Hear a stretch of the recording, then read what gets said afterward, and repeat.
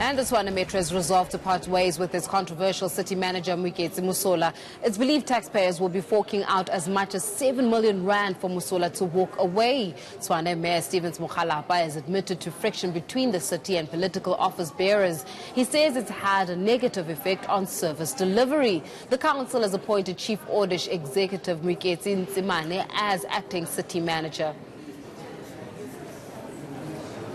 Well, for more reaction on the story, we're joined now by Gauteng Human Settlements and Cocta MEC, Lebogang Maile. MEC, thanks a lot for joining us this afternoon. What are your views? Is it a golden handshake when it comes to the 7 million rand parting of ways or deal between the city as well as Moeketsi Mosola? Thank you for having us, and good afternoon to you and the viewers at home. We have previously expressed our concern on this issue as the provincial government that we will not allow a situation where a golden handshake is given. And we were given an assurance by the municipality that there is no handshake that is going to be given to the municipal manager. So we hope that the commitment that was given to us by the executive mayor will not be changed.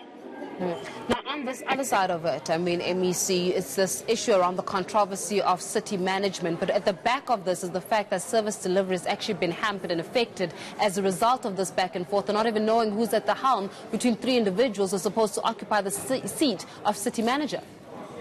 Yes, certainly. We are also concerned about the situation about the city manager. And we would want the city to immediately advertise that position.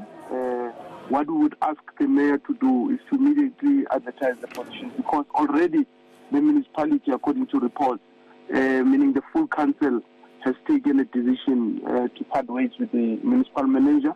I will also ask for the details, because the reports are not providing what are the details of the agreement between the municipal manager that is outgoing and the city. And I'm sure the public is interested, will want to know what are the details of that agreement. So we will follow up on that. That's one. And two, we will also ask the mayor to immediately advertise the position.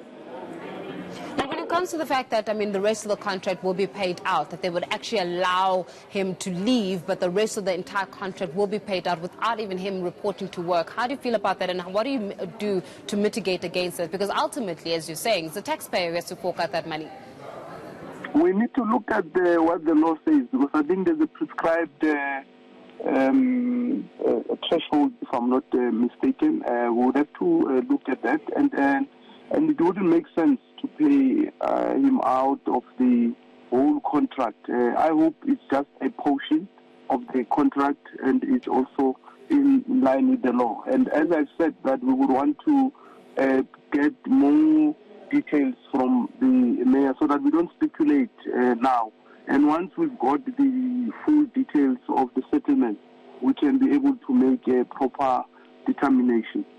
I mean, let's talk a little bit about the nature of his removal in the first place. I mean, this is all related, if you remember, to this Glad Africa contract, where it was seen as though the individual who was actually in charge of overseeing the Glad Africa contract, which came about 500 million rand, was actually linked to the city manager, Moeketsi Mosola, the very same individual we're speaking about. Then to have him have a payout until I think about 2022, even though he's technically controversial, and technically the reason why this controversy started in the first place was related to the irregular awarding of a contract, which I think cost about 500 million rand. So in that sense, is he really supposed to be paid out if the reason for his payout in the first place relates to irregular awarding of tenders?